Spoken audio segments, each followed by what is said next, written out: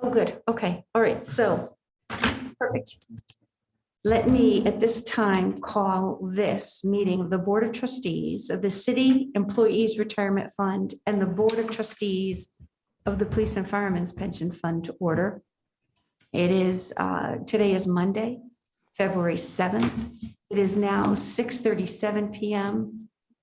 Located and participating in the auditorium, I have Councilwoman Hona, Councilman Menichia, Councilwoman Ruette, Councilman Cavanero.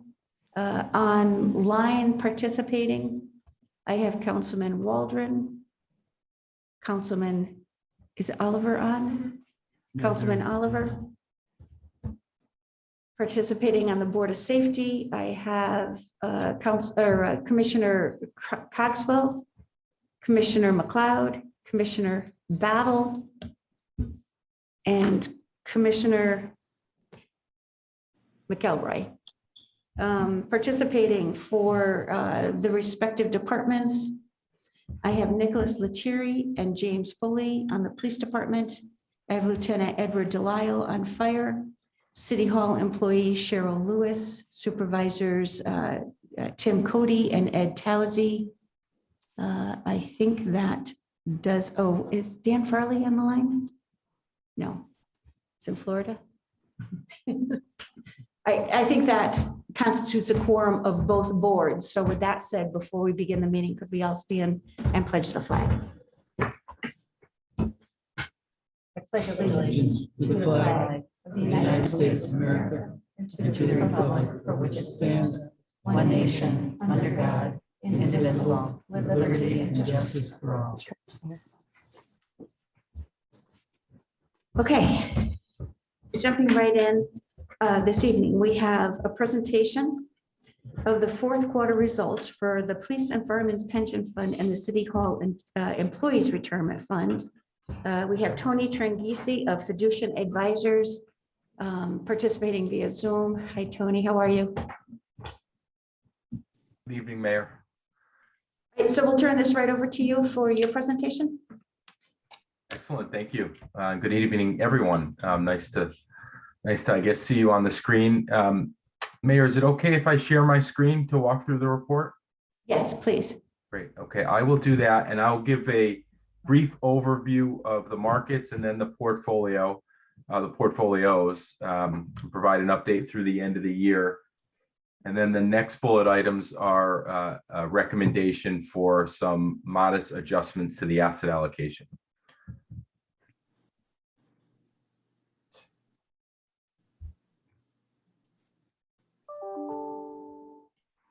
All right, so hopefully on the screen you see the fourth quarter report for the city plans. I'll jump right to slide 7, and hopefully you received this report in advance. And I'll spend here just a moment giving an update on markets and how they finished the year of 2021. On this slide here, you see returns for the quarter and the full year period. The returns or the figures in the circle are the quarter, the fourth calendar quarter of the year, and the bar figures are the calendar year returns. So what you see on the far left-hand side, these dark blue bars are fixed income indexes, and the third one in is U.S. core bonds. That's the aggregate bond index, high grade in bonds in the United States. We're down about 1.5% in the year and about flat in the fourth quarter. So we saw bonds tick down a little bit as interest rates rose rather modestly over the course of 2021. And as as rates go up, bond prices come down. So we felt the negative impact there. Spreads did compress on credit, and so there was some benefit. And you see that maybe more directly reflected in high yield bonds, which are bonds issued by below investment grade companies. That index was up 5.3% in the year. So the riskier segment of the fixed income market was rewarded as spreads compressed. Spreads are rather tight right now. Spreads are the amount of excess return that an investor or a lender would get paid by investing in a high yield bond compared to a similar maturity U.S. Treasury, which in theory is no risk. In international, in bonds, international was the worst place to be. Foreign bonds were down 4%, and emerging debt was down 8.7%. Similar to the U.S. equity story, emerging markets were down about 2.5% on the year. Interestingly, as markets have sold off this year, emerging markets have been the best place to be. But last year, we saw China was challenged, and a large real estate company with threats of bankruptcy in China resulted in a pretty material sell-off of Chinese equities. And China represents about a third of the emerging market index. So when China has a challenged environment, you see it often will drag down that index.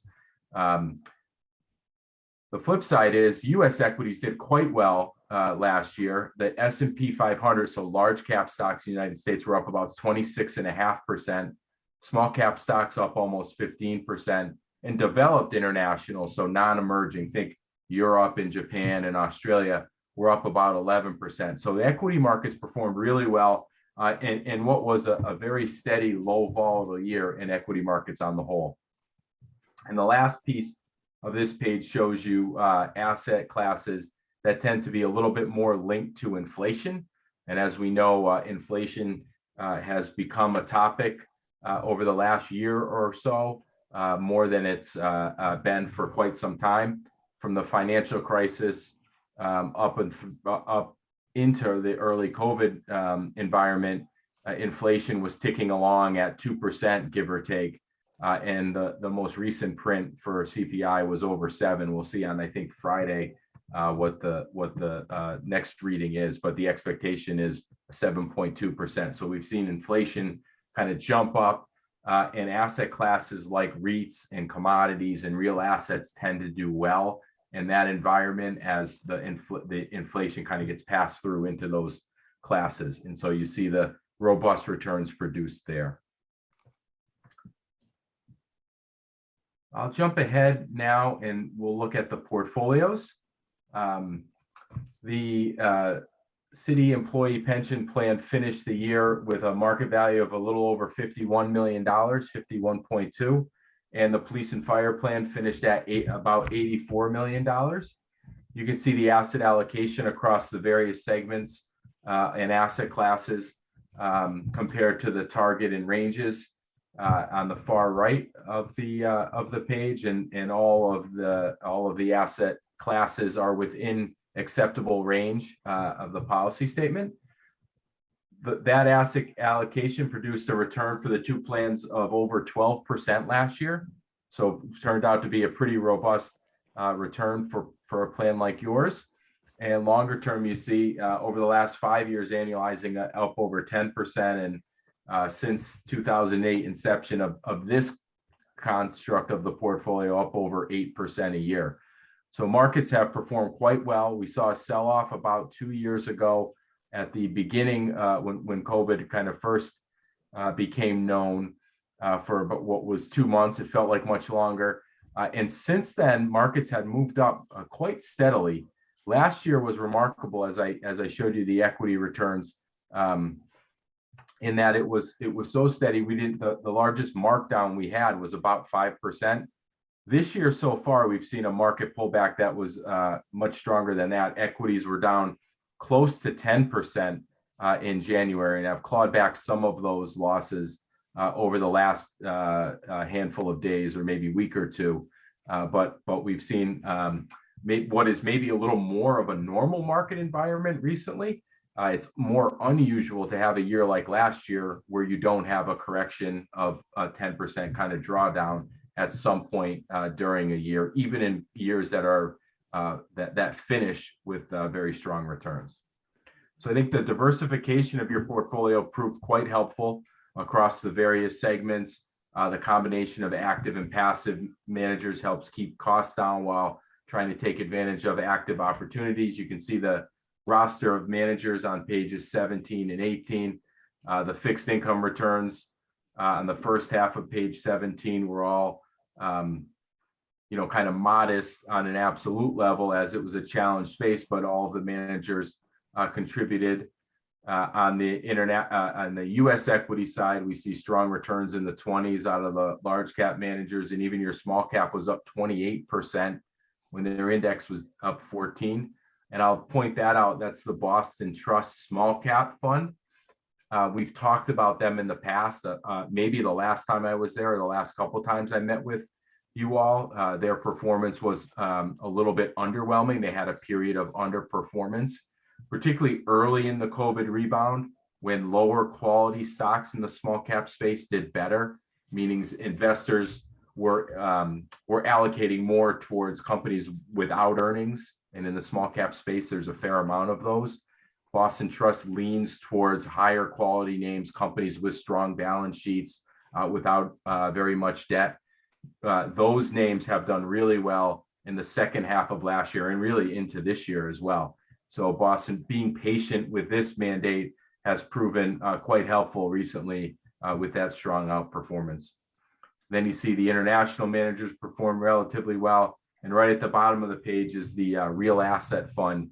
So that's that principal diversified real asset, which was up 17% last year, includes REITs, real assets, commodities, infrastructure type equities, all of those asset classes that I mentioned a few moments ago that tend to do well in inflationary environments. So that diversification was rewarded as well.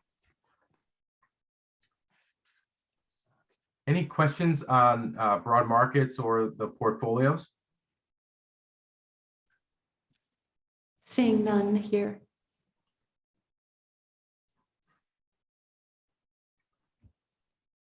Okay, so if you'd like, Mayor, I can move on to bullets or items 2 and 3 on the agenda. Yes, please. Okay, great. So I will jump ahead towards the back of the deck. We have supplemental pages. And I won't belabor the exercise, but each year, as you know, at least once a year, usually at this time of year, we will revisit asset allocation via our allocation modeling.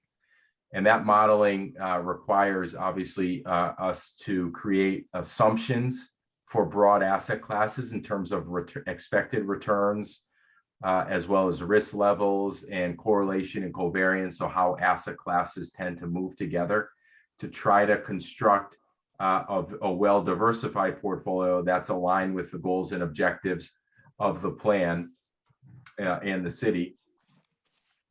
So on page 47, we show you our asset class assumptions from a return perspective. You can see in the fixed income markets, our expected returns are not particularly robust. U.S. bonds, so again, that's high grade bonds in the U.S. This is a 20-year forecast, so not meant to be predictions on what's going to happen this year or this month, but longer term, which is how we think about this plan because the liabilities have a very long life. Think about 2.5%. Our expectation for inflation is also 2.5%. So the real earning power out of U.S. bonds will be challenged, we think, moving forward, given the starting yields that we have today and where inflation is. Equities, we have a little bit better expected returns over the longer run in the U.S., something around in the high 6s, international a little bit higher than that, but that modestly higher return does come with a higher level of risk. And then you see broad real assets at the bottom of the page, about a 5.5% expected return. That does bring some diversification benefits as that segment of the portfolio or of the market we think has characteristics where it does well when other portions don't. So it can be helpful in the construct of a portfolio. This page shows our output. It's quite busy, and I won't belabor it, but just to point out, it shows the current portfolio that we model to an expected annualized return of about 6.75%. We're suggesting some modest tweaks, which are outlined in observation B, and I'll show them to you a little more clearly on the next page. That models to a modestly higher return with a modestly higher level of risk. So we're trying to tick up that expected return to align with the liability profile of the two portfolios. And the way we would propose to do that is reflected best on this page, which shows you all the broad asset classes, and this is how it's reflected in your investment policy statement. You have a range and then a stated target. And then this fourth column where it says proposed target, that's our recommendation. So it's reducing fixed income by about 2% and increasing domestic equity by that same 2%. Those targets are still within the stated ranges that have been established in your investment policy statement. And even more specifically, this is the page I'll finish on. And this is the page, I guess, that I would seek a vote for approval of the broad allocation and the specific allocation. This page shows the current target allocation for all of your investments. And then any of these figures with boxes around them are recommended changes. And as I said, they're all very subtle, but we think our modeling suggests that these subtle moves collectively will help put the portfolios in a slightly better position than where we are today, given the current market environment. So for example, we're proposing to reduce the Metropolitan West Fund from 13 to 12% of the portfolio, reduce the Vanguard Total Bond from 6 to 4, increase the BlackRock from 8 to 9. So that's a net decrease of 2% from fixed income. That 2% will go into domestic equity, 1% each in these two funds, Vanguard Index Fund and the Boston Trust Small Cap. And then finally, in international, the allocation will stay the same in total, but we're proposing to add an index fund at a weight of 8.5% and source that equally from the two active managers. That's the rationale for that is to better diversify the international portion and to also reduce the overall cost by introducing a portion of the international with a passive mandate. So I'm happy to answer questions. If there aren't any, I would the vote that I would seek or hope for would be to adopt the targets as outlined on page 50 in the proposed column, and then to implement as outlined on page 51. Okay, thank you, Tony. So questions on the recommendation for asset reallocation? No questions. All right. All right, then I need to take this in the form of two. There's two separate boards, and these asset allocations are reflected for both police and fire and city employees, correct? That's right. Okay, good. All right. So I just want to make sure that when we do this motion, that the respective reallocation is noted in the record. So I'm looking at Carol and Heather. Would you prefer the motion name specifically each sub investment name, or will you simply attach to the motion this page 51 from the fiduciant? Excellent. Okay, good. And so I have my glasses on. So Tony, I just want to make sure that the respective board members, so could you're right there on page 51. There we go. Okay, good. All right, so I will first with the Board of Trustees for the Police and Firemen's Pension Fund. Voting on this would be the members of the Board of Safety, Officer Lettieri and Foley, and Lieutenant Delisle would be making the motion, seconding the motion, and then voting on the motion. So I'll read the motion. And vote by the Board of Trustees of the Police and Firemen's Pension Fund to approve the recommended changes as presented by fiducian advisors for the Police and Firemen's Pension Fund, consistent with the target allocation as noted on page 51 of the fourth quarter report of fiducian advisors. Do I have a motion? So moved. Second. Okay, so did I hear a motion made by, was that Greg Coxwell? Yes, And the Mayor. second- And the second came from Lieutenant Delisle. Questions on the motion? Hearing none. Again, the members voting on this are Board of Safety, police officers, and Lieutenant Delisle. All in favor? Aye. Aye. Any opposed? Any abstentions? Motion carries. Okay, good. So item 3, it'll be the same motion. This will be a motion by the Board of Trustees of the City Employees Retirement Fund to approve the recommended changes as presented by fiduciary advisors for the City Employees Retirement Fund, consistent with the recommended proposed target allocation as itemized on page 51 of the fourth quarter report. Do I have a motion? This is City Council. And So moved. thank you. I heard Councilman Oliver. Do I have a second? I'll second. I have a second from Councilman Minichia. Questions on this motion? Hearing none. All in favor? Aye. Aye. Any opposed? Any abstentions? That motion carries. All right, I think that does it for, I think it does it for your presentation, Tony. Great. Thank you very Thank you, much. Mayor. As usual. Thank you all for your time. Have a good night. All right, thank you.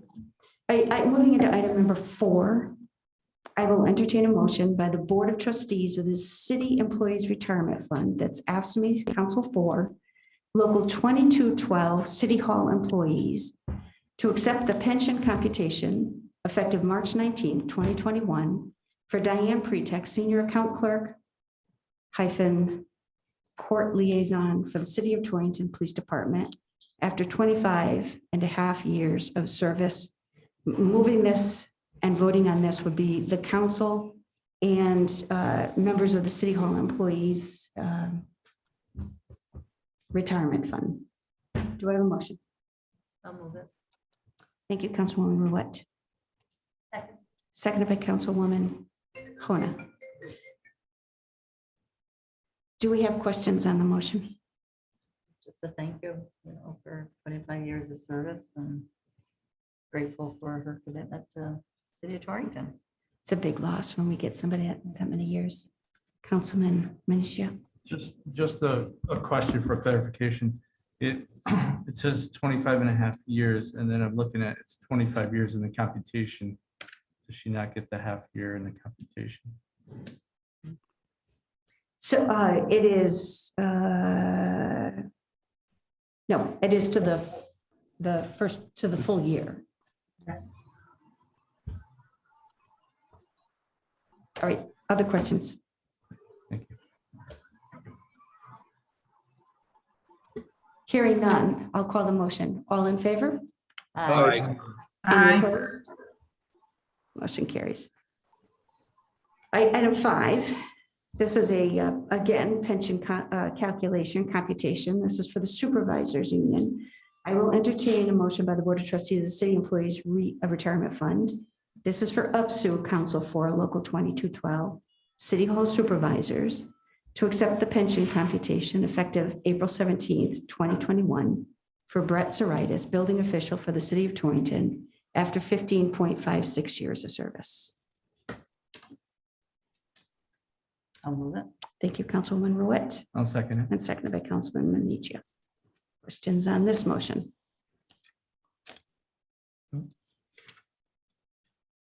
Hearing none. All in favor? Aye. Any opposed? Motion carries. Item 6, I'll entertain a motion to, this again is the City Employees Retirement Fund, UPSU Council 4.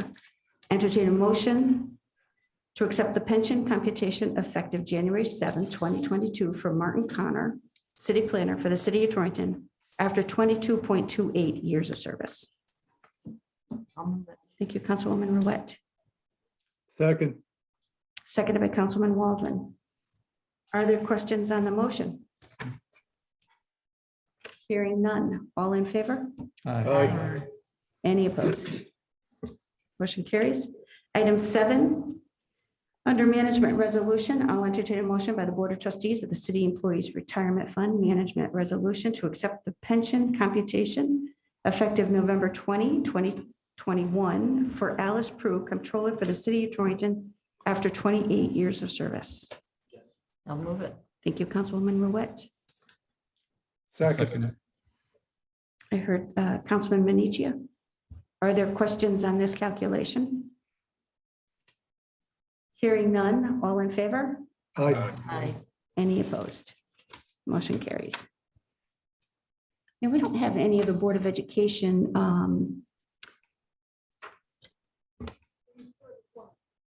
We have it just with the City Council. That works? Okay, good. Thank you. All right, so with the Board of Education, I'll entertain a motion by the Board of Trustees for the City Employees Retirement Fund, AFSCME Council 4, Local 1579, to accept the pension computation effective January 7th, 2022 for Patrick Cashman, custodian for the City of Torrington Board of Education after 33.19 years of service. Wow. Wow. Yeah. Was that a motion, Mr. Alver? Sure it is, absolutely. I'll second it. Okay. Motion by Councilman Oliver, second by Councilman Menichia. Questions on the motion? Hearing none. All in favor? Aye. Any opposed? Item 9 for Public Works. I'll entertain a motion by the Board of Trustees of the City Employees Retirement Fund, AFSCME Council 4, Local 2212, Public Works Employees, to accept the pension computation effective May 14, 2021 for William Lehman, Equipment Mechanic 2 for the City of Torrington, Equipment Maintenance Department after 17.57 years of service. Move it. Thank you, Councilwoman Ruette. Seconded by Councilwoman Hona. Questions on the motion or calculation? Hearing none, all in favor? Aye. Aye. Any opposed? Motion carries.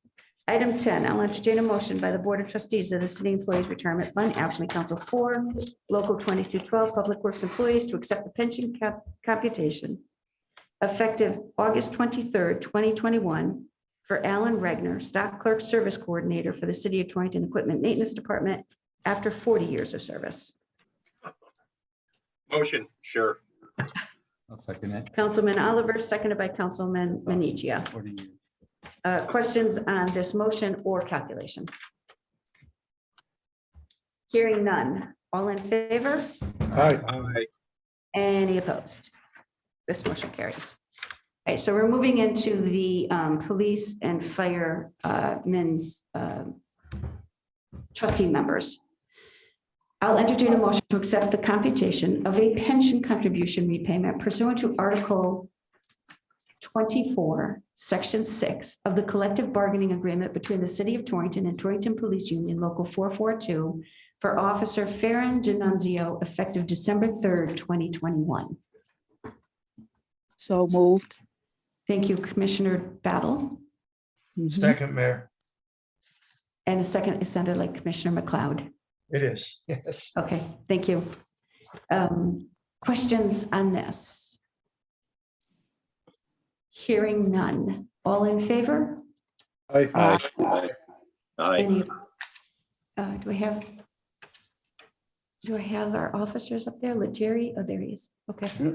You voted? Thank you. Any opposed? Hearing none. Motion carries. Item 12, I'll entertain a motion to accept the pension computation effective February 3rd, 2022 for Officer Anthony Petroface of the City of Torrington Police Department, having been previously approved by the Board of Public Safety on February 2nd, 2022. So moved. Thank you, Commissioner Battle. Do I have a second? Second.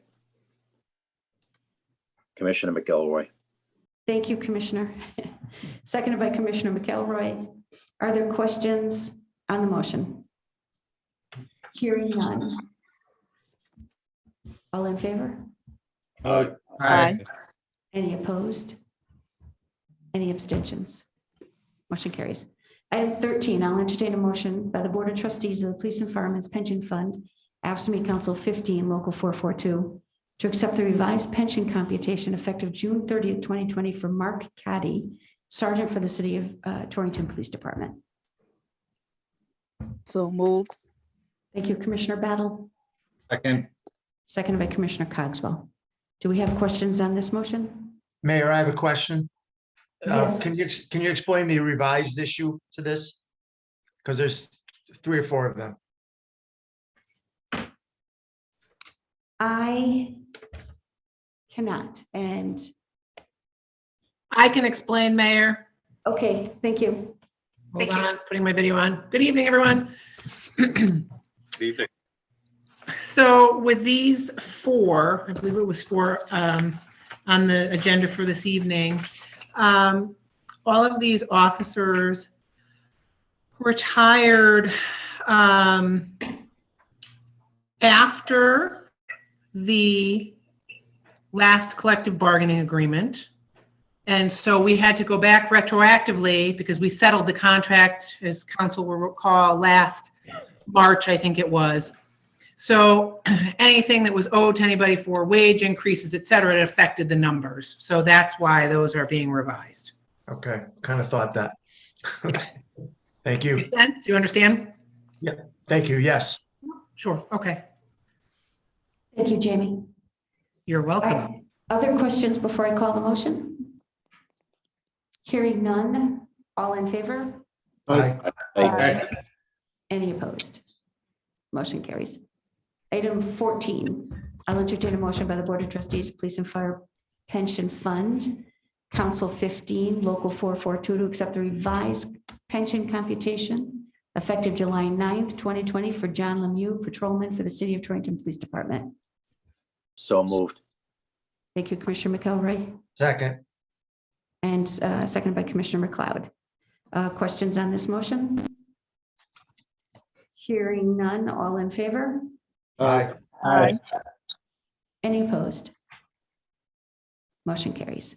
Moving into item 15, I'll entertain a motion by the Board of Trustees of the Police and Firemen's Pension Fund, AFSCME Council 15, Local 442, to accept the revised pension computation effective December 2nd, 2020 for Giovanni Guerrera, patrolman for the City of Torrington Police Department.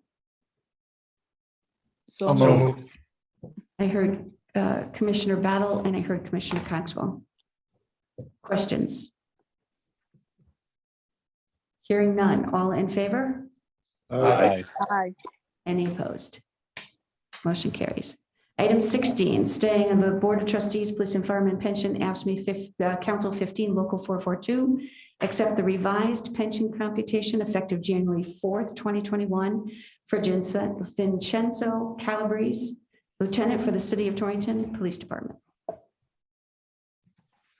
So moved. Thank you, Second. Commissioner. Seconded by Commissioner. That was Cogswell.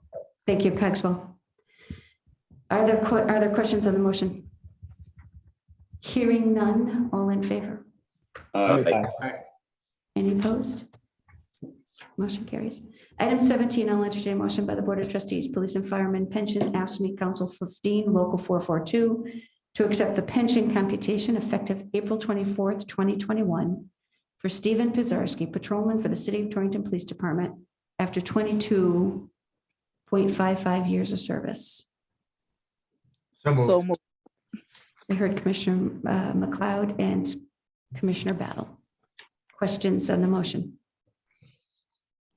Hearing none, all in favor? Aye. Any opposed? Motion carries. Item 18, again, acting as a Board of Trustees for the Police and Firemen's Pension, AFSCME Council 15, Local 442, to accept the pension computation effective May 15, 2021 for John Joseph, Lieutenant for the City of Torrington Police Department after 22.01 years of service. So moved. Thank you, Commissioner McElroy, Second. seconded by Commissioner McLeod. Questions? Hearing none, all in favor? Aye. Aye. Any opposed? Motion carries. Item 19, I'll entertain a motion by the Board of Trustees of the Police and Firemen's Pension Fund, AFSCME Council 15, Local 442, to accept the pension computation effective November 20, 2021 for Toby Geiger, patrolman for the City of Torrington Police Department after 11.85 years of service. So moved. I heard Commissioner Battle and seconded by Second. Commissioner Cogswell. Yeah. Questions Hearing none. All in favor? Aye. Any opposed? Motion carries. Right, still with the the police and firemen's pension funds, vote by Board of Trustees of the Police and Firemen's Pension Fund, IAFF, Council 15, Local 1567, to accept the pension computation effective August 1, 2021 for Andrew Cargiulo, firefighter for the City of Torrington Fire Department after 27.68 years of service. So moved. I heard Lieutenant Delisle, and I think I heard a second. Was that Commissioner McElroy? Correct. Thank you. Motion made by Lieutenant Delisle, seconded by Commissioner McElroy. Questions on the motion? Question, was he made whole on the rest of his military time? Jamie, did you review this pension computation for Andrew Cargiulo? I did, although it was quite some time ago now, I have to admit. Well, he purchased 4 years of military time prior to us changing to a minimum of, or a maximum of 2 years. So he still had 2 years He did. that was left in the wind that he couldn't use. You know what, according to the letter, Lieutenant, it does say, in addition, he has military buyback of 2 years, bringing his total to 27.68 years of service. He had a total of 4 years that he purchased. Because prior to our contract, you could buy up to 4 years. And then when we changed it to our 27-year max, it was knocked down to 2 years.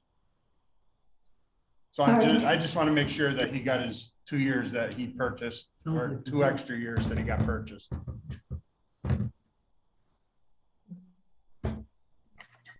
I'm just going to do a quick math calculation Okay. here, okay?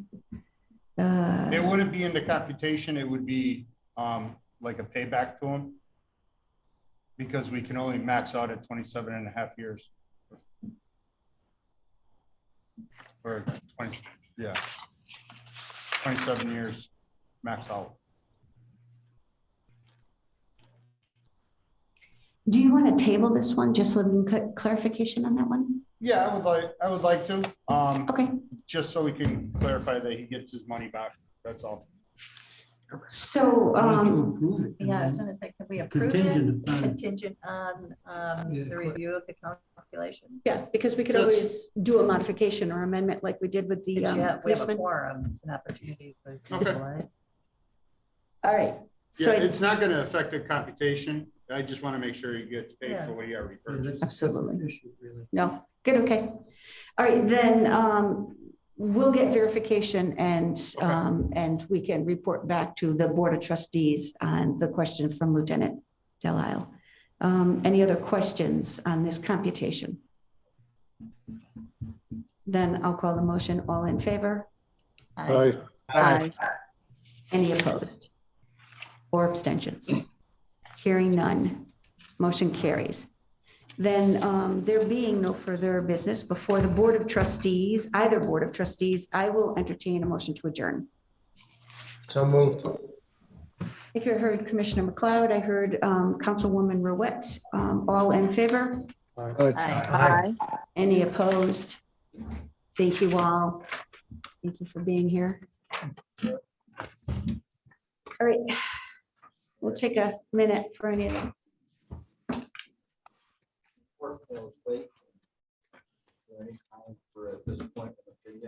Let me close this meeting and we're opening our city council meeting. So if you could just hang tight, please. Okay, all this. Going to go ahead and call the regular city council and WPCA meeting to order. For the record, it is Monday, February 7th, 2022. It is now 7:17 PM. Item number 1 on the agenda is public comment. I'll entertain a motion to open the meeting to the public in accordance with section 4E of the City Council WPCA meeting rules of procedure. Thank you, Councilwoman Hona. Do I have a second? Second. Seconded by Councilman Minichia. All in favor? Aye. Aye. Any opposed? Hearing none, motion carries. We're open to the public if you want to make public comment.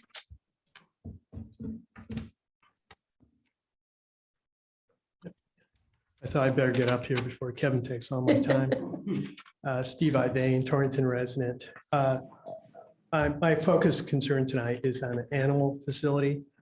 More questions because I think this was asleep before COVID and is coming back to bid here. We're still referring to it as a regional facility. And if you could comment during the discussion, are we still in partnerships with the neighboring towns on cost sharing of that facility? Because as those costs increase to us, are we passing on those increased costs to those neighboring towns?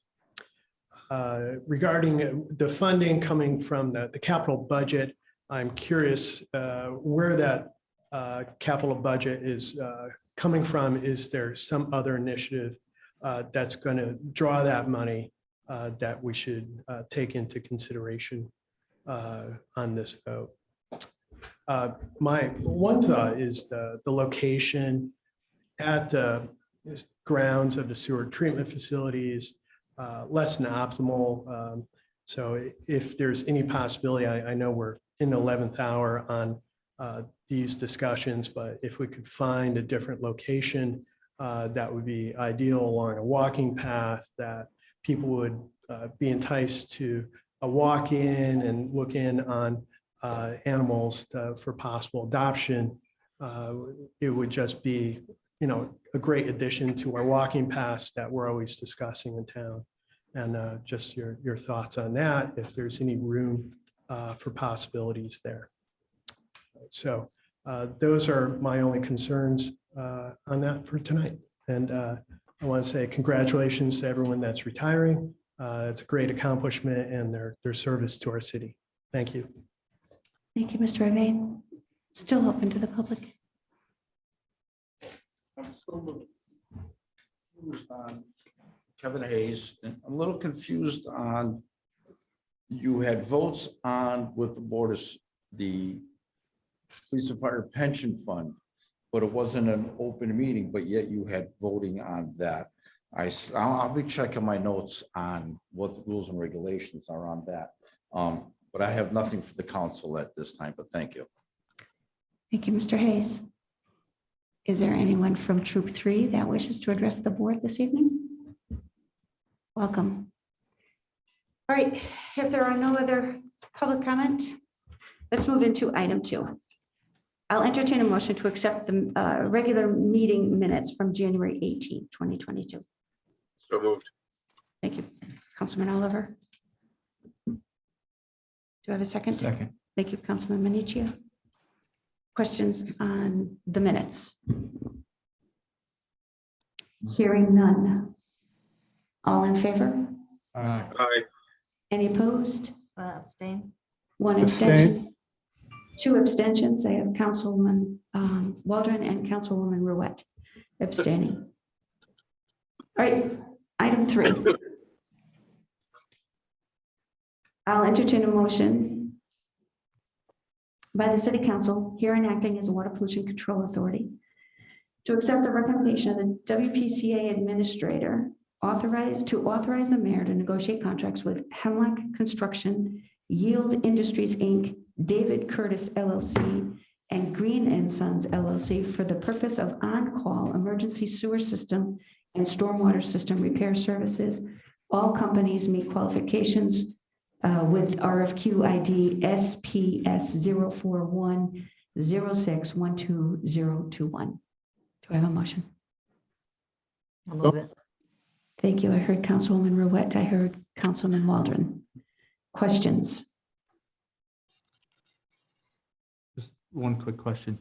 Is this done on a rotating basis, or who's available at that time? I don't know if anybody's here that can answer that question. So Mr. Towsey was on the line. Ed, did you hear the question okay? Yes, hello. It's not a rotating basis. We're expecting to, if possible, to take bids from these different contractors to see who would give the best price. Okay. Providing they were in an emergency, they were all available. All right. Thank you. Other questions on the motion? Hearing none. All in favor? Aye. Any opposed? Motion carries. Item 4, I'll entertain a motion by the City Council, acting here as a Water Pollution Control Authority, to approve the following payments from 490 Sanitary Sewer Capital Improvements to Yield Industries LLC of Torrington, Connecticut for $4,967.50. So moved. Thank you, Councilman Waldron. I heard Councilwoman Hona. Questions on the motion? Hearing none, I'll call that motion. All in favor? Aye. Any opposed?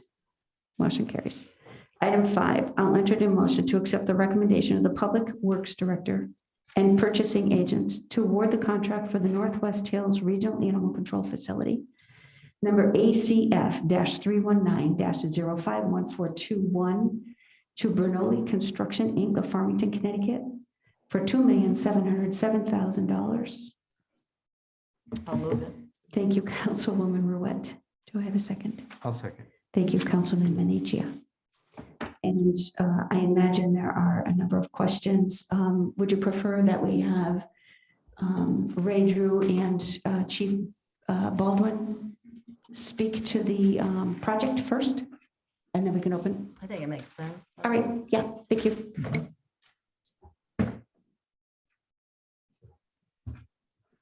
So, as the council may be aware that this project has been ongoing for quite a number of years. Caitlin, you've been here 12 years, and the project has been kind of in concept or in design for at least that long. You know, the facility, ask Caitlin to kind of talk about the facility.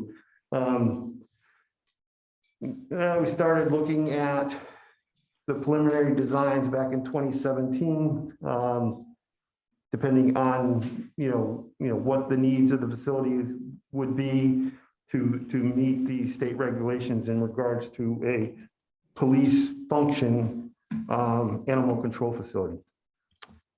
So we bid the project in July of 2019. At that point, the low bid was 1.99 million, just over that.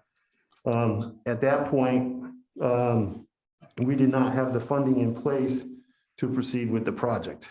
If you recall, in 2018, the voters approved $1 million bonding for a new animal control facility.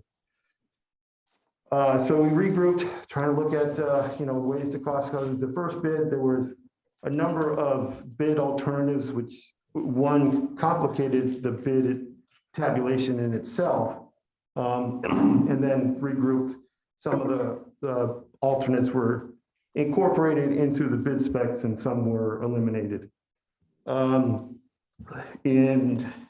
I can't remember the exact, in early 2021, program came out, and the mayor's office applied for a community project funding grant through the U.S. Department of Agriculture. I think her original request was 1.5 million, and through Joanna Hayes, Congresswoman Hayes's office, and I think the project did get selected. It was sent to Congresswoman Delora and Chairwoman of the Appropriations Committee. And unfortunately, while that grant is still in, it continues to languish for approval in Washington. So what ended up happening is we looked at, all right, so we had approved funding in the 2021 budget of $750,000. And we were assured by Congresswoman Hayes' office that, being selected, it was just a matter of going through the approval process and Congress passing the budget. The committee elected to rebid the project. We rebid the project in May of 21, and then bids came in, and the low bid was $2,707,000. So we came to the council and asked if the mayor and the committee could look for value engineering to see what we could come up with. Unfortunately, what has happened is the construction material costs since the pandemic has skyrocketed. Since January of 2020, the construction material index has increased 37.8%. So, I mean, if you ever, during last year, if you went to buy a 2x4, which would have typically been maybe a $2, $3 item, $4 item, was going for like $12. There's a significant amount of wood, metal, concrete in this facility. So while lumber has stabilized and has come down, concrete materials and steel continue an upward trajectory. Over the 2019 and the 20 bid, the average net increase across all bidders was over $300,000.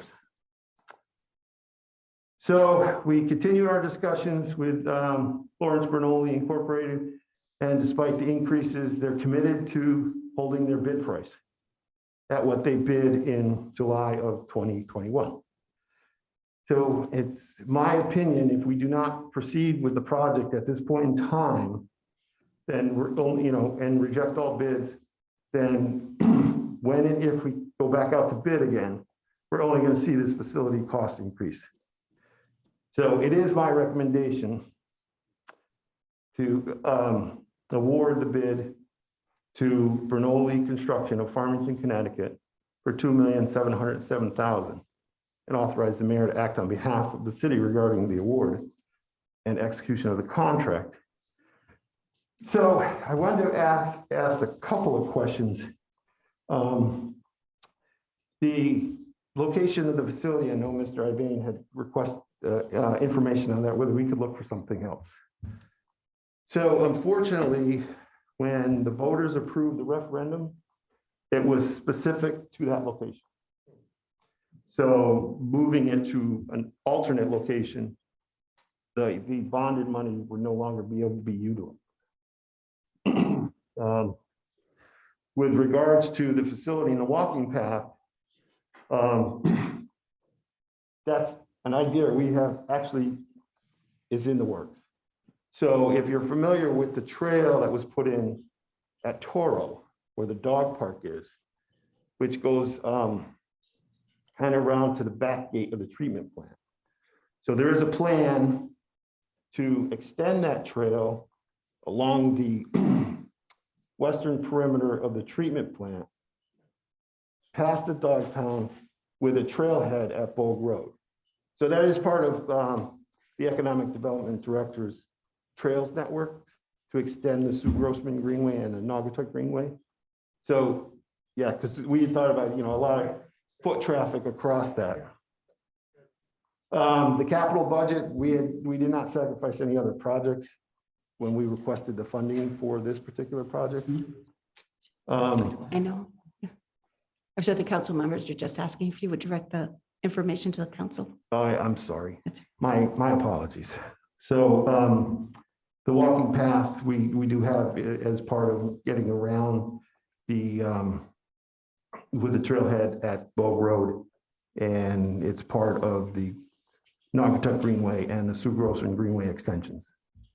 And about the location, we can't change the location because the way the bond referendum was written, it is actually specific, because that question had come up in the past, could we look at alternate locations? And I went back and looked, and the referendum question is very specific to that location at Bogue Road. And that's a 29-acre site that the city owns. The treatment plant is not on all of the site. The capital budget in 2021, we requested $750,000 in the capital improvement plan, and that did not affect any other projects that we were planning. No road projects were sacrificed, no sidewalk projects, no bridge projects were sacrificed in regards to that. So I didn't know if Caitlin now is the supervising animal control officer. Wanted to give you a little more history on the facility. So Caitlin, Chief Baldwin. Thank you. Good evening, council. Nobody can dispute the fact that we absolutely need a new animal control facility. The current building that sits on the site, which at one point back in the days, a little bit of a history was Murphy Park, I believe it was called. That building, we have a photograph to show that building was constructed back in the early 40s. So that building right now is well over 80 years old. There's been some modifications to the facility. We've added on to the facility. We've changed it up just a little bit, but quite frankly, the building is as it was approximately 80 years ago. One of the biggest problems that we're having now is that part of the costs associated with this, I want to give our engineering and Ray accolades for trying to value engineer this, but we're mandated by state statute to build this facility according to their parameters and according to their recommendations. State statute, which is currently on the books, identifies how we're going to build part of this facility, and we have no way to alter that. Right now, we've been somewhat grandfathered in some of the areas of the facility, but for most areas, we are not grandfathered. We continuously receive inspections from the state agricultural, our state canine officer, who has failed our facility on for the last several years. I have inspection reports that go back to 2004, 2006, where there had been significant issues with our facility. It's because they've recognized that the city is taking significant actions or trying to take actions in building a facility, eliminating what we currently have, that they haven't shut us down or closed our facility right now. So right now, they recognize the fact that we are in process of building a brand new state-of-the-art facility for our region. As the council knows, the state is very strong on regionalization. We do currently work with the towns of Goshen and Litchfield. They are still part of our regional animal control facility. Caitlin is my supervisor for the animal control facility and does an excellent job in maintaining services for both Litchfield and Goshen. As far as the percentage for what they pay to our town and reimbursements for our canine facility, those were negotiated prior to my arrival here as the chief. The mayor's office has historical knowledge of that, and she'll be able to answer that. Just to give you an example of some of the services, our services for animal control calls have exponentially, or they've increased significantly over the years. In 2019, we answered a total of 1,468 animal calls for the region. In 2020, we answered 1,668 calls for our region. And in 2021, we've answered 1,879 calls for the region. Between Goshen and Litchfield, Litchfield is our busier town. Goshen is not as busy, but our animal control officers do go into both Goshen and Litchfield. And it's my understanding that the percentage of reimbursement from the towns is based on population and the numbers of calls that we receive to these two towns. So Goshen's contribution to the reimbursement is less than Litchfield's contribution to the reimbursement. So as it stands now, we are still regional. There have been other towns that have considered coming on board with our facility. Right now, there is no talks of it, but there has been consideration in the past where some towns have shown an interest in wanting to join this regional, the regional facility and the regional efforts that we put forward. That's all I have as far as the kind of the history of it. Caitlin, I can turn it over to Caitlin, who works this facility day in and day out. And I can tell you, I don't know if members of the council have had an opportunity to go down and visit our facility and take a look at, how it looks right now. But I think that if you were down there to actually walk the facility, see what our people are doing on a regular basis, I think you would recognize it. And I don't think the council here is disputing, as I stated in my opening remarks, is disputing the fact that we do need a new facility. Our septic system has failed twice. It's really being held together by duct tape right now. There's just significant structural issues with the facility. And quite honestly, I don't know how much longer or how much grace the state is going to provide us as we move forward. So it really is the time to move on making this happen for our community. So I'm going to turn it over to Caitlin. Thank you, Council. Good evening, Caitlin Neal, the Animal Control Officer Supervisor. I would just like to say, I would echo what the chief just said as far as the facility itself it's only a matter of time, with the state. They will shut us down and then we will be with nothing. It's really in disrepair and it's not something that we can keep putting Band-Aids on. The concrete, you can't fix it. The ceiling panels that are coming in, you can't fix those.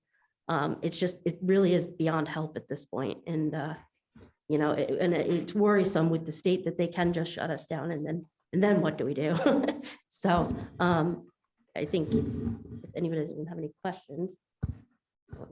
I would just add, just to plug in a little information, as you heard Chief Baldwin suggest, the town of Litchfield contributes 17% of the annual operating costs. And the town of Litchfield is 7%. Together, they're just shy of 25% of the annual operating costs of the facility. The facility is 100% owned by the city of Torrington as it currently exists. They have no ownership interest in the building. As we move forward with this project, it's always been labeled a pilot program. We've never committed to a full and final regional facility with a clear understanding of ownership interest, enterprise interest. So for all intents and purposes, what we are building here is a city of Torrington animal control facility in which regional operations occur. So that was, I think, the only other thing I wanted to add. I want to go back to in 2017, it was through a grant that came to the Council of Government that really wanted us, go back to 2011 when they did the regional feasibility study to determine whether or not a regional facility could be done. 2017, with a grant, the COG undertook a design, and that design was done through Silver Petrocelli, and it incorporated all of the statutory requirements of an animal control facility: the size of the pens, the locations of the pens, the storage of food, the cleaning equipment, where you can keep the caged animals, what type of heat you need. So there are very specific requirements for an animal control facility. This is not an animal shelter. It is an animal control facility. It is a facility that houses evidence in criminal cases. It is a facility that is in charge of holding animals, sometimes for a very long period of time, while legal proceedings occur regarding ownership of the animal or whether or not the animal should be returned to its owner. So it's really not just a 3,700 square foot building with some pens. It serves a very specific, high quality function. And 2018, after the result of all that initial design phase, the estimate for building this was $1 million. In June of 2019, the bids came in based on those specifications, and the low bid was 1.9 million. The high bid was somewhere, I think it was 2.3 million, and that was in 2019. And that was the base bid, Mayor. It Yep. didn't include it was the base bid and did not include the alternates. There it is.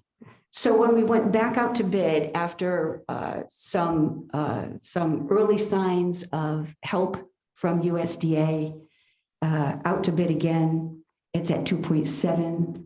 And as you heard, Ray, through our efforts by the authority granted to me in August of 2021 by the former council members to go ahead and try to negotiate that and value engineer what we could, we are still at 2.7. And it is clear that if we go out to bid again, as you heard, Ray, that this is going to be in excess of $3 million.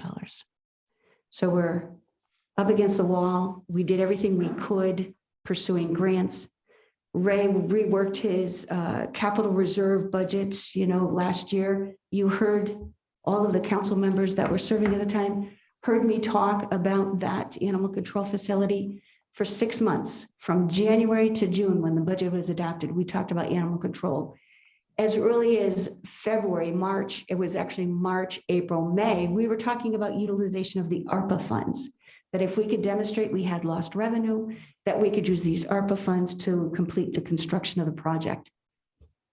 Interim rule issued by US Treasury, we had no lost revenue. And that's when we were on the scramble, and Ray came up with his budget calculation to put aside the $750,000 with the $1 million of bonding and the 1.1 million that Johanna Hayes is still hoping to get us. We were there. We just can't wait any longer for appropriations or congressional budget passage. We have to move forward with the final rule issued by the US Treasury on January 6th. We now can utilize all $10 million that was appropriated to us as if it was lost revenue. It's a standard allowance they're granting across the nation. And this is a project whose time has come. We cannot stand for another failed inspection. I cannot, in good conscience, allow one more animal to be put in that animal facility when it isn't adequate. It's not sufficient. It's not safe. I can't even, in good conscience, see our animal control officers working in that building for the exact same reason. So for that reason, I am moving this forward, taking the recommendation of our purchasing agent, of the work that Ray Drew has done, the work that Caitlin and Chief Baldwin has done. Barnabucci is now our, I went through 5 different supervisors. It's Rulo, it was Krasnowski, Barnabucci. I mean, we've all been through this together. I think it's time has come. So with that said, unless there's anything anyone needs to add, then I'm going to open the floor for questions. Questions? So just so I can understand, and I know I'm late to the party, so a little patience with me, but so we bonded for $1 million that we have. Yes. We have $1 million that we can use from the ARPA money. Yes. So the 750,000 raised from your capital budget, and Yes, it was budgeted in the city real estate fund. And that particular fund is pretty much dedicated to facility capital improvements. so if we pull 750,000 out of it, what does that leave in that fund? Well, currently in the current fiscal year budget, the 21-22, there's 350,000. And then 400,000 was transferred last year to the capital reserve account. And when those are budgeted, they're budgeted for a specific purpose. They were budgeted for the animal control facility. It was part of the budget discussion. Yeah, when we present our capital improvement project, which you will see shortly, each project has specific funding, has a specific ID number, and what we're requesting for funding for that particular project. Got you. So 350,000 of it has already been approved and is in there, and you're hoping to get 400,000 approved. No, 400,000 has already been transferred to the capital reserve from the previous budget. In the current budget, it's 350,000 in the current budget. So is there any hope that any money is still coming from the USDA, or? We're keeping our fingers. Oh, sorry. Yeah, no, I mean, we are keeping our fingers crossed. The mayor has been in constant contact with Congresswoman Hayes' office. I've asked her, she's reached out on numerous occasions, and the responses are then, it's still sitting in appropriations in Congress. So, our fingers are crossed that grant does come through. And if that's the case, then we won't utilize the ARPA money. So we'll use the grant as opposed to the ARPA money. So we couldn't use the grant as opposed to our capital, the money that you put. Well, I'm sure we could. We could, we would just reallocate either the ARPA money or the capital. Other questions? Just one quick question. Is, are we eligible for reimbursement for this project on the bonding? No, No, it's not unlike school non-reimbursable. projects, there's Right. no construction grants out there. Other questions? I just, I know the earlier conversation about the location, and Caitlin had a little conversation. It really is a good location. One, you don't have any neighbors. So, I know that there was some issue with the ECAD facility, and the neighborhood surrounding it. I mean, dogs bark, cats, you can't hear me out too much, but it's, there's all kinds of animals that come in there that we forget about. And, even mentioning the chickens that come in and what to do with them. But I do think it's a good location because it's separate from that. I do like the idea that it could connect and people could see it. Maybe it's more of a marketing, opportunity for, the city to take to say what's available in terms of adoption, but we don't really have, my knowledge of it is very little, but the Humane Society is not really located close to where we're at this point. Am I right? Yeah, that's I right. was looking it up online. It looked like Newington. Newington is the closest Humane Society to us. There are 3 in Connecticut, Newington. Don't quote me on the other 2, but they're far. I think Waterford or something like that, and there's one other one. So it's Yeah, I quite a looked distance. online and I was sort of surprised. I mean, I know that we have, a few other, places that are private nonprofit. But, this is a good location and I have been in the party for a while. So, and we should have, could have, would have, I hate to say it, but a long time ago, build this, to a much more quality, facility. And I think Mayor mentioning actually employees to have to work in that environment is also, it's important that we do some improvement. And we're grateful that Caitlin's been there for 12 years, but it wouldn't be a job I'd want. I think you see her in the van a lot. I like my cats and have had dogs and just can't imagine. But I want to thank you and I do, I will be supporting this because it's been a long time coming and just, we need to get this going. Thank you. I do have a couple more. Sure. Sorry, go ahead. No, you were talking about the adoption and that way. And so I had just had a little anecdote and the council members that have been on the council for a while. If you remember Jack the cat. Yes. Jack came from Caitlin's facility and Jack was at the treatment plant for 17 years. So just a little anecdote on adoption. Yeah. He came with 9 lives, right? It's a Joe Gurko's cat. Yes, That he was Joe Joe Gurko's, yeah. Gurko's cat, yes. And my granddog was an adoptee from the animal control facility. They do a great job on Facebook promoting adoption opportunities. I can't even begin to say how great the work is that they do regardless of the conditions. So you had questions, Councilwoman? Yeah, just so I make sure I understand. Is this something where you, like, if you build it, they'll come and other towns are going to maybe be excited about our new building and then pay to offset some of your operating costs? Or is that something that you will be trying to do or? Yes. So, this is one of those, again, a big push on the state level for regionalism. It would be great if other municipalities within our COG want to join. They were all reluctant, every single one of them. We had, Warren was kicking the tires a little bit. Burlington was kicking the tires. But there are 2 hurdles. They didn't know what the final cost was going to be for their operating and maintenance. So O&M being their annual operating budget, they needed to know what that was going to be. And the second is the amount of travel time.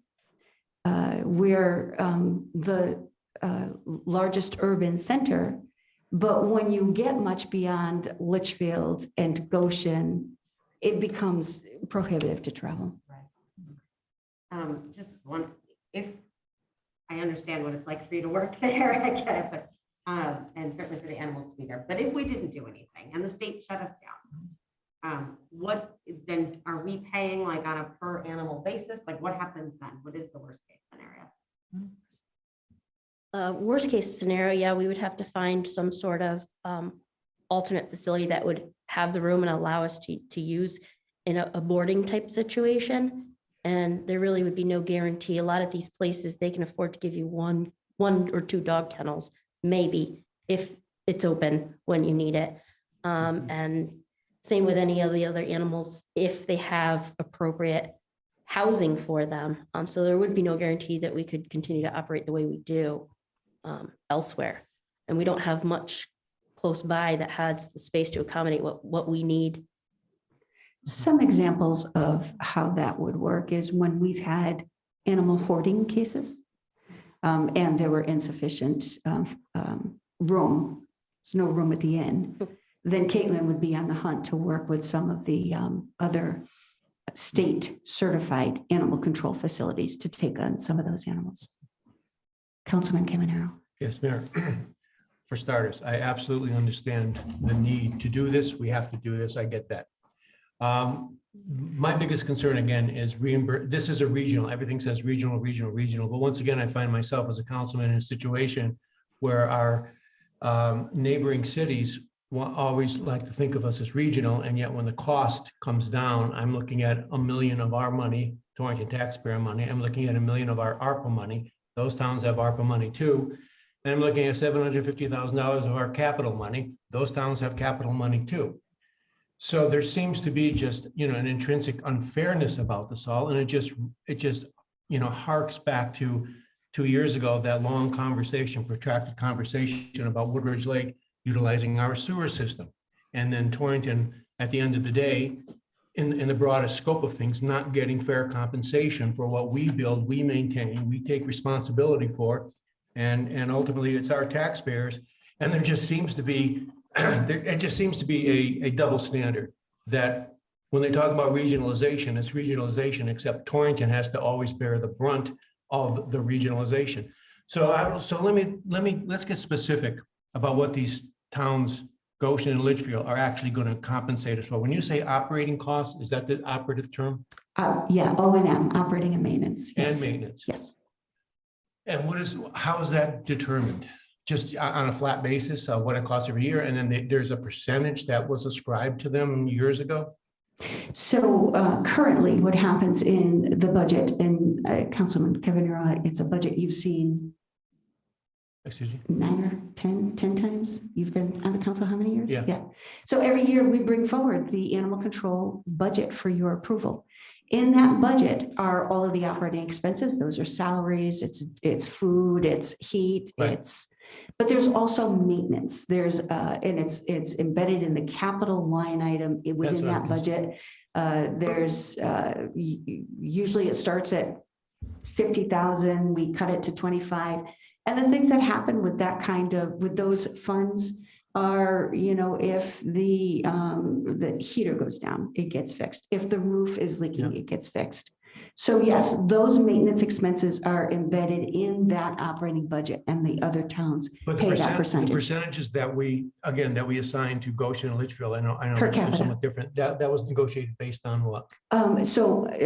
Just as you heard Chief Baldwin say, this was a pilot program that was adopted prior to my being the mayor. Yeah. The agreement was per capita. So total number of residents broken down by each town. Okay. And that's how we came up with 17% for Litchfield. It's 17 and change. It's 7 and change for Goshen. It's just a little over 75% for Torrington. If you look at the call volume, you will see that even those percentages the call volume is more like 90% Torrington. So while they're paying that per capita share, their call volume does not align with that per capita. But I recall a presentation, I think you made this a year and a half ago or something. I remember a presentation where that there was a a logic problem with that based on the fact that response times to outlying districts that are obviously geographically much more broader, that the time to address a call from a Litchfield or a Goshen was considerably more than it would be for a Torrington, where the problem was in some neighborhood, somebody's backyard. Is that not correct? Yeah, we certainly do have a drive time, because they are much farther than. Right, well, a drive and response time, I would think. I mean, if you're trying to track down an animal of some kind in a Goshen, it's, the way that I recall the presentation was it takes considerably more time than to deal with that if it's something off of, the back, somebody's backyard on Midget Avenue or something, that the actual, what do those numbers show? The time spent on a Goshen problem and a Litchfield problem, what percentage of time that versus what's the overall, sum time for Torrington? I don't have those percentages at the moment. I could certainly look into that. Well, because isn't that kind of the more accurate number that we should be basing? It's a usage fee, basically. We're charging a usage fee, and the usage is, if you have to drive all the way out to Gulch, you got a 30-acre spread, and somebody's animal has to be found and tracked and dealt with over that 30-acre spread. It's taking your officers, I would assume. Well, you've indicated this far longer time than a cat in a tree, a dog in somebody's backyard that's barking like crazy, maybe rat, whatever that is. Right. And it seems like that should be the data that we use to charge for this. And I hear your logic. So if there's 700 calls in a year and 7 of them occur in Goshen, 7% of the time isn't spent chasing over those 7 calls. And Caitlin, help me. There are certain calls that you don't respond to in Goshen and Litchfield for the very reasons that Councilman Cavanero has raised. A dog wandering in Goshen, good luck trying to find that wandering dog. The calls that you respond to are more specific, that when you get there, you're going to be able to address the issue, correct? Councilman, just for statistical purposes, we've responded to 38 calls in Goshen for 2021 and 162 calls in Litchfield for 2021. Torrington was 1,663 calls. The point, even though we're doing a regional type of facility, if Goshen and Litchfield bowed out, we still need an animal control facility. The city of Torrington cannot operate without an animal control facility. So we are getting some form of income from these 2 towns to help offset some of the costs for the facility. So we are not taking on the facility all by ourselves. So we have the cooperation of 2 of the towns that are assisting us as a result of the regional facility to provide some income towards operating expenses. But I do see your point as far as the calls out to Litchfield, Goshen. It does take time. There's no question about it for the officers to go out there. In this calculation of these usage fees, as I'm calling them, are there police officers involved? Do you guys get involved? Generally speaking, we do not. We will assist, the state police will assist the animal control officers in Goshen and Litchfield, or the constables for those constables in Litchfield will assist. We'll assist them in Torrington, but generally our officers, our animal control officers, respond on their own accord. All right. So it's your opinion, and I assume it's the mayor's opinion. What I'm hearing is that the usage fees we're charging Litchfield and Goshen, they're fair for what they're actually, the services that we are providing for them. Yes, and we've had quite a number of debates about that with former selectman Bob Valentine. Yes, they are fair. Okay. I did like the idea, when you build it, will they come? Yes. And it could be some of our other bordering communities, Howington, New Hartford, or some that are closer in proximity might actually, if it is a good facility and their residents are interested. Yeah. Harlington actually has their own. It's fairly new in the last 15 years. Howington Yes, does? Harlington does, yeah. They cover, there are 3 other towns, Or Campstate. Okay, so Yeah. they're covering some of those Yeah. others. they share it. But in the COG meetings, other municipalities had said, yes, we'd be interested. So what do we know? We know that trying to get an animal control officer is very difficult. So these small towns are struggling. I think at one point before Leo Paul, who was the selectman in Litchfield at the time, entered into this pilot regional program. I think he said there were certain 4th of July that he just knew he was going to be out in his car looking for an animal that was scared off because of fireworks. So those small towns are struggling, and an animal control officer isn't somebody you just hire when you put a help wanted ad out there. They have to be certified. There are certain state requirements for those officers. So I do think that there will be demand for regional services. I'd like for us to be in a position that we can offer those services within reason. For the very reasons that these council members have asked. It has to be cost effective for the residents in the city of Torrington. Yep, okay. Very good, thank you. Thank you. You know, I didn't even look at the screen. Were there questions from Councilman Oliver or Waldron? Nope, I'm following along. Okay, thank you. Any final thoughts before we call the motion? No, thank you. No, I think you've heard the testimony for the need of the facility, and what, across all projects, the cost, the escalation cost.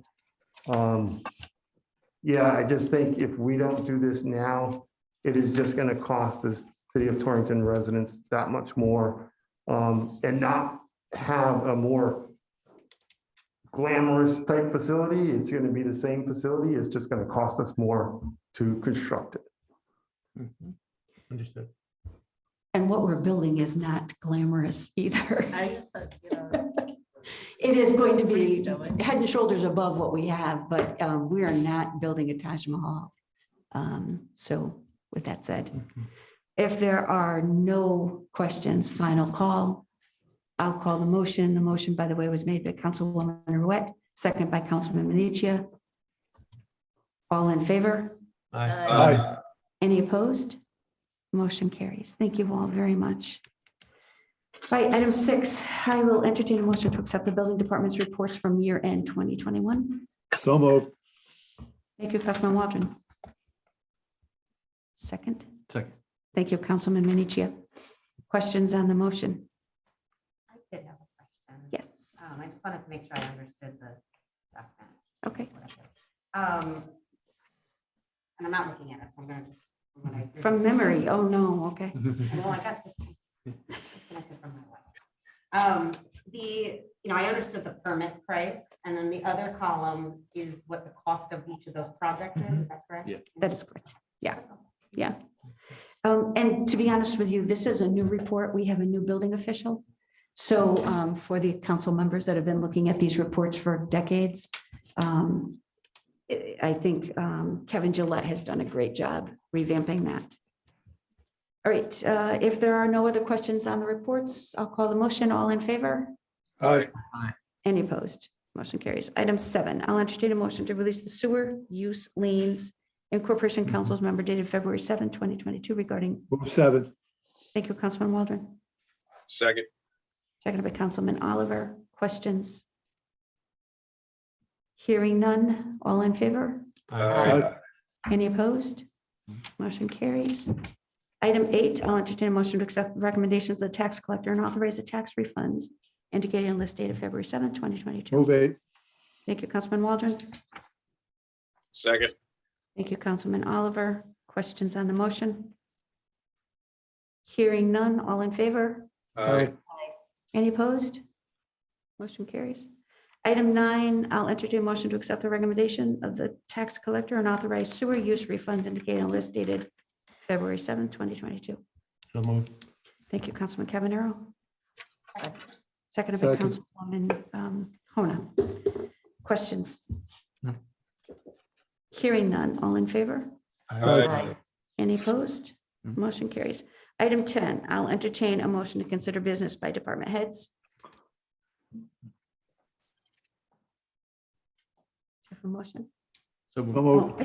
Councilman Minichia. I heard a second by Councilman Oliver. All in favor? Aye. Any opposed? Ray, anything that you needed to add this evening? Thank you.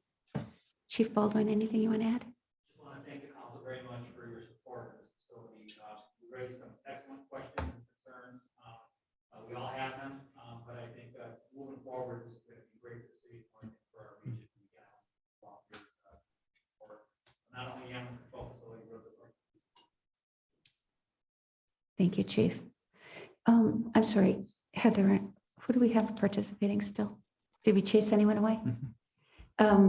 Mr. Towsey, anything to add regarding WPCA? No, Mayor, thank you.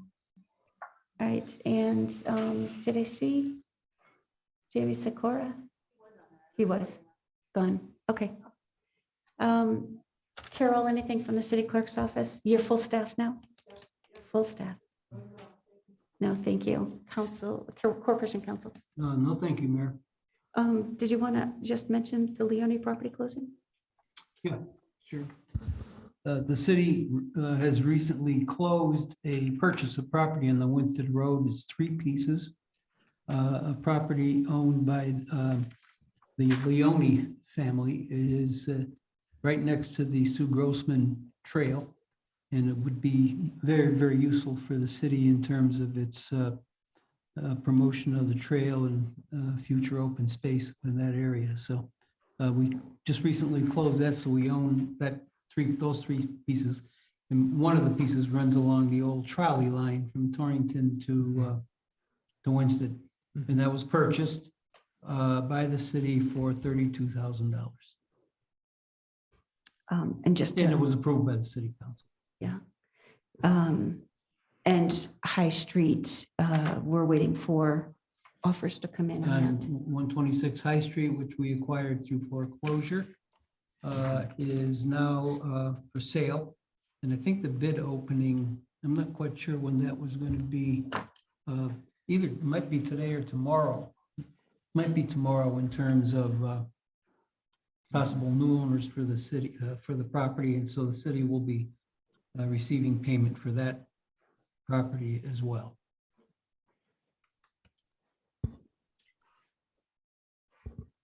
Okay, thank you. Yep. All right, moving on to item 11, I'll entertain a motion to consider business by mayor and members. So moved. Thank you, Councilman Waldron, seconded by Councilwoman Hona. All in favor? Aye. Any opposed? We're open, starting with Councilman Cavanero. Sure, Mayor, thank you. The one thing I would ask, I had some work done in my house the last 6 weeks. And the contractors had to pull permits using the automated software, and there seemed to be several who had some kind of problems doing that. And I'm just wondering if we get an update at the next meeting of how that process is going. I don't know if it was hard to tell if the stick was on the contractor side or on the city side, but there seemed to be a disconnect. We were expecting it to be, the whole process was to make this smooth, quick, efficient, and there seemed to be a couple of bumps along the way. I would just like a quick update that everything Sure. from the software supplier, they're doing what they need to do to train, and it's implemented correctly. That's all. So what I I can figure if do, I'm having the problem, maybe other people are having that problem too. 2 things just quickly. Short staff, we're working with 1 building official and 1 inspector. Okay. Our second inspector was testing today. So fingers crossed, That could his be it. test results, exactly. That's part of the problem. We are, as you'll recall, this council did approve an investment in permitting software.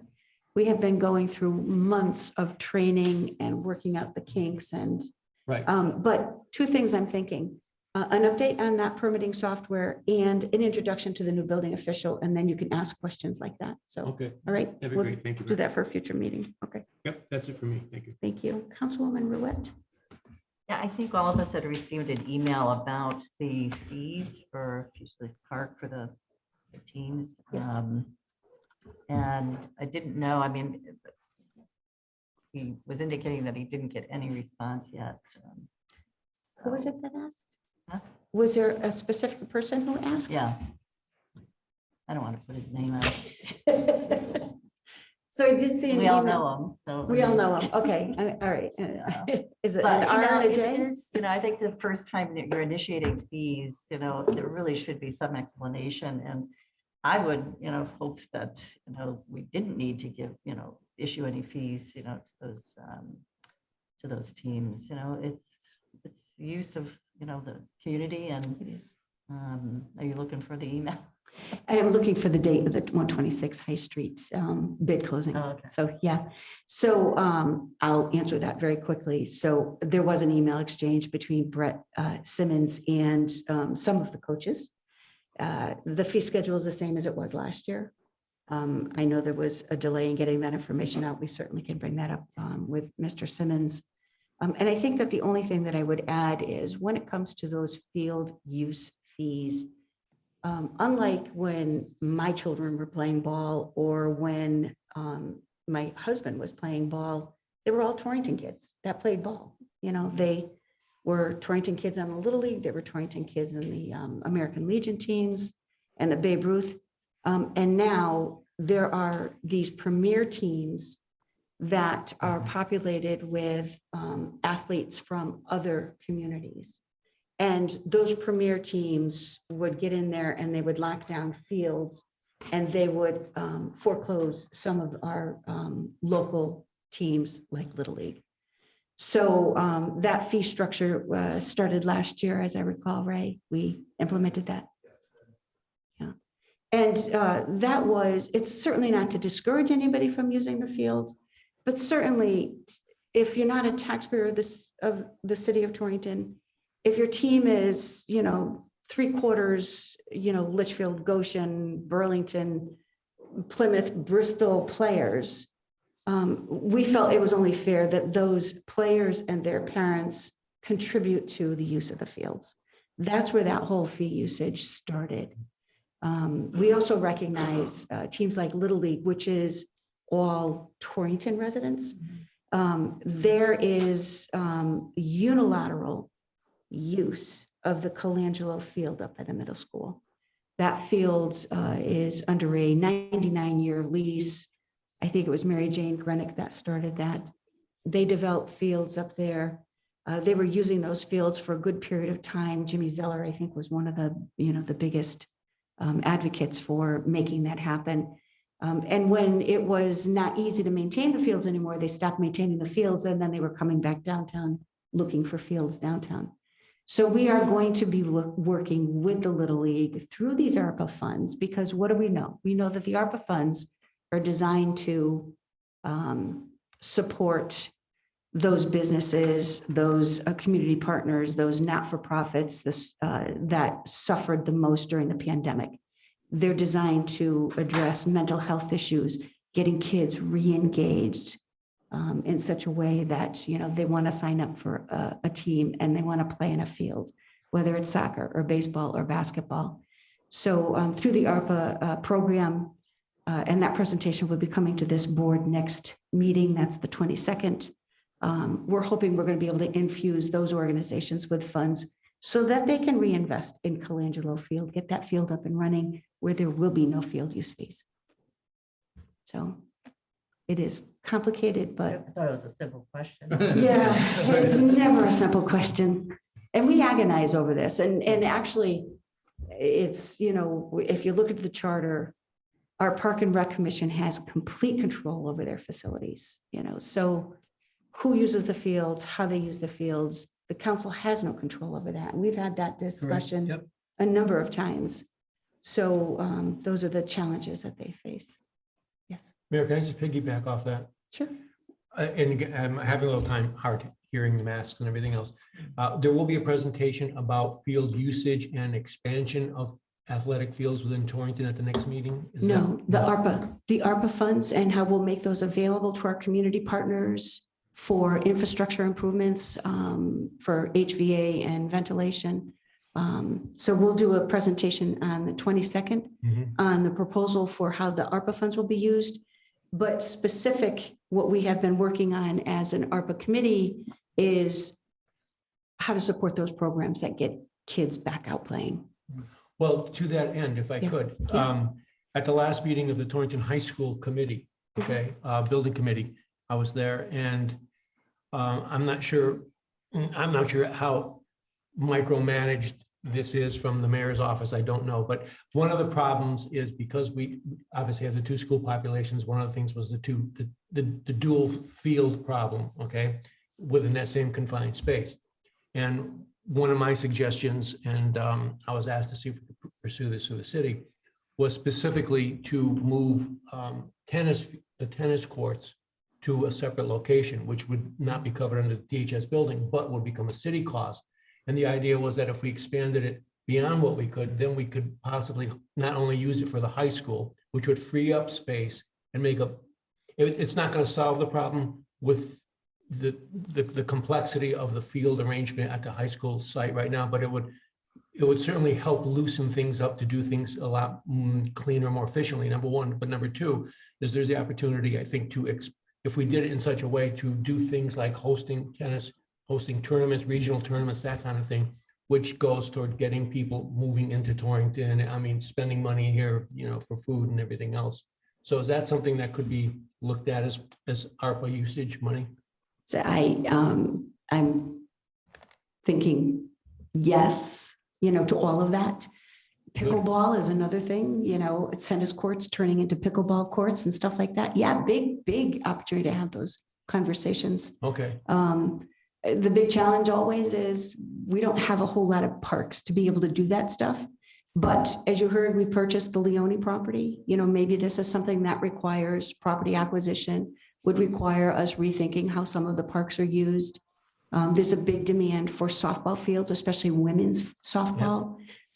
So a lot of those long-term conversations, I did ask Park and Rec Commission to provide me with their strategic plan for park and recreation program development. Yep. Unfortunately, it is easily 10 years out of date.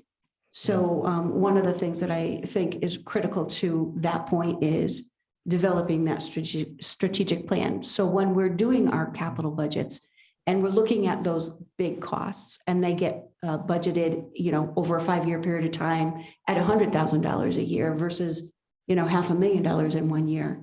So I welcome that opportunity to have that conversation. Fantastic. That'll be at the next meeting Absolutely. because the building committee people are going to ask me, if you were made aware of it. And I said, yeah, Absolutely, at the next, yeah. and they can come and listen as well.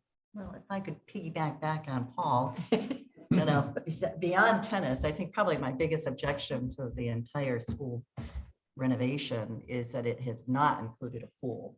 And, this is like, we're going back to the 60s.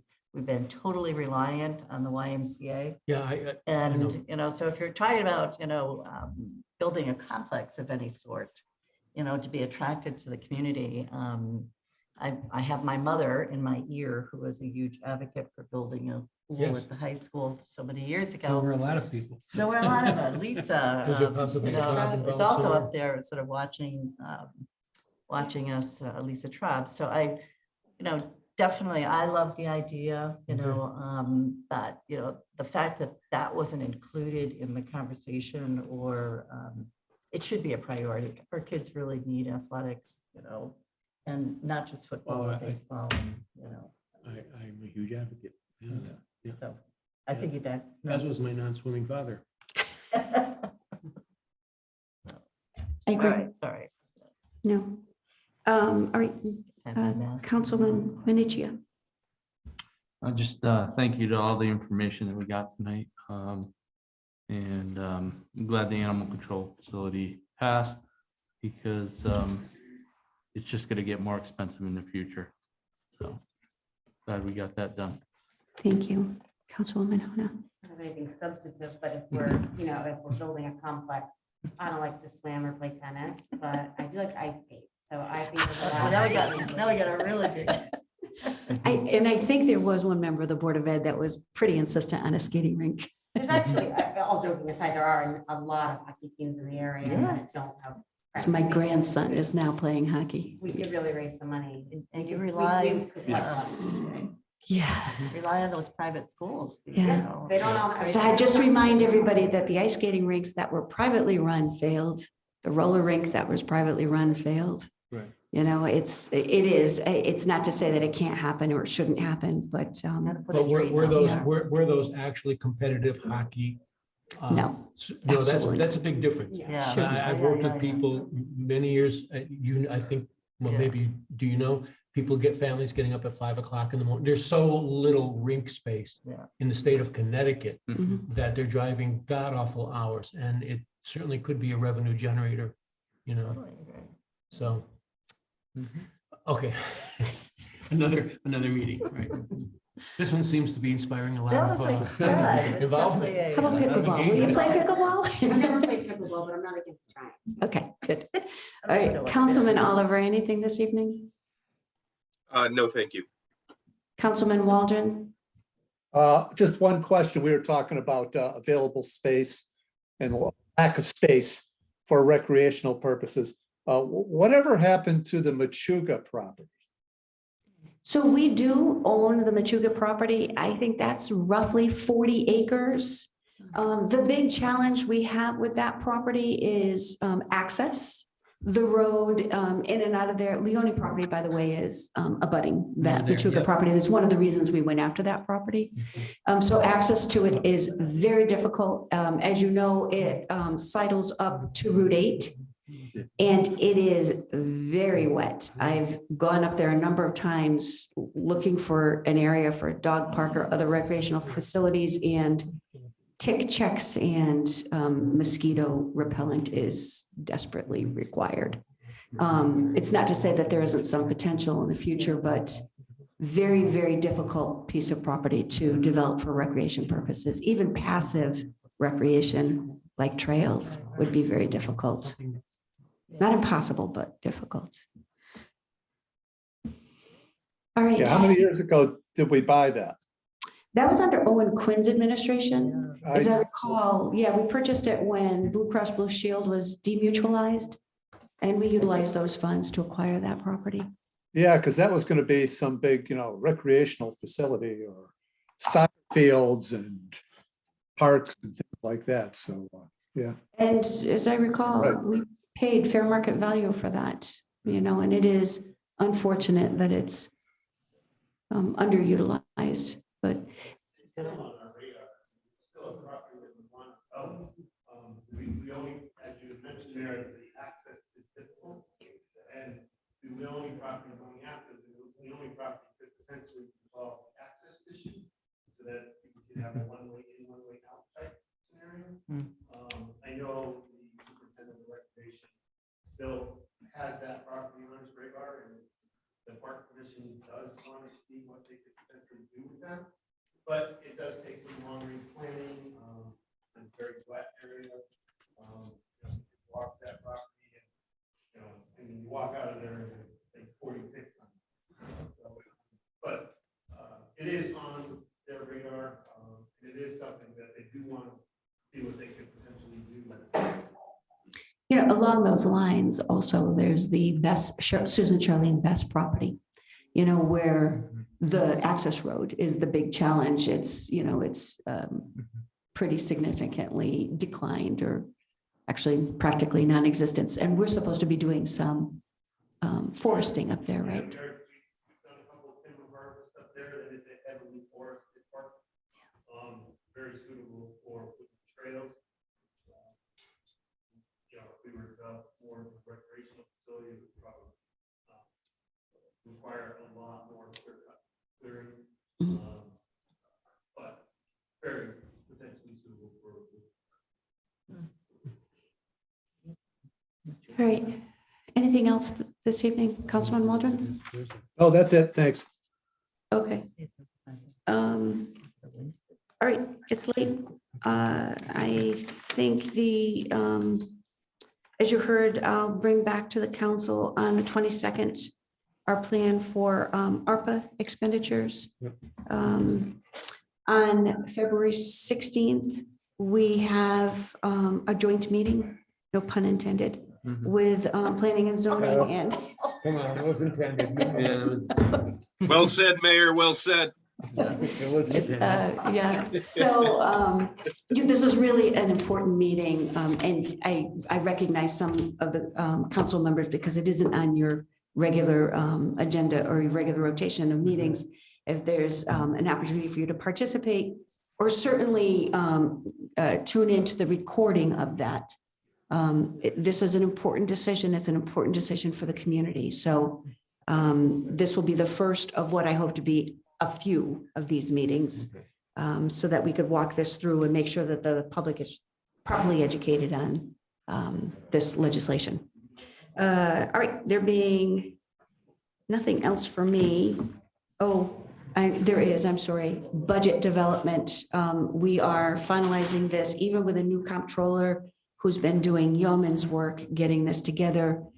We do anticipate budgets will be dropped the 15th of February in accordance with our charter. So you will see this year a new budget book. I just saw Ray's pages, all 170 of them. Oh, God, you felt like 170. Yeah. So a new budget book that I think will be very helpful, especially for the new council members coming into this. A lot more detail, a lot more explanation of what we're doing. So I'm kind of excited about that. Moving on to item number 12, I'll entertain a motion to open the meeting to the public to comment on agenda items only, please. So moved. Thank you, Councilman Waldron. Second. Seconded by Councilman Minichia. All in favor? Aye. Any opposed? Public, any questions, comments on agenda items? Okay, moving on. Are you telling them no? Item 13, I'll entertain a motion to adjourn. Thank you. I heard Councilman Minichi and Councilwoman Ruette. All in favor? Aye. We are adjourned. Thank you all very much. Have a good night, all. Thank you. Building committee meeting. February 24th right now. So if they don't do those-